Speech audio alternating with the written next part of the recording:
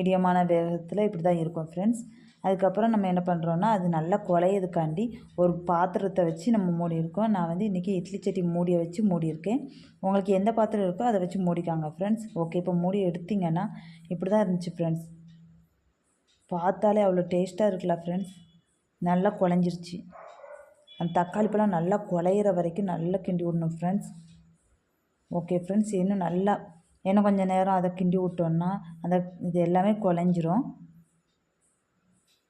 பார்க்கறதுக்கே அவ்வளோ அழகாக இருக்குது ஃப்ரெண்ட்ஸ். ஓகே ஃப்ரெண்ட்ஸ், அதை நல்லா கிண்டி விட்டுக்கலாம். இப்படி தான் இருக்குது. கடைசியில் நல்லா எல்லாமே குழஞ்சி எல்லாமே உப்பு பிடிச்சி நல்லா மசாலாத்தூள் எல்லாமே அதில் பிடிக்கிற வரைக்கும் நல்லா கிண்டி விட்டுக்கணும். ஓகே ஃப்ரெண்ட்ஸ், இப்படி தான் இருக்குது. பார்க்கறதுக்கே அழகாக இருக்குது. இனி நம்ம வந்து முட்டை, நான் இன்றைக்கி 2 முட்டை எடுத்திருக்கேன் ஃப்ரெண்ட்ஸ். நாட்டுக்கோழி முட்டை இருந்தால் நாட்டுக்கோழி போடுங்க, இல்லைன்னா பிராய்லர் கோழி முட்டை போடுங்க.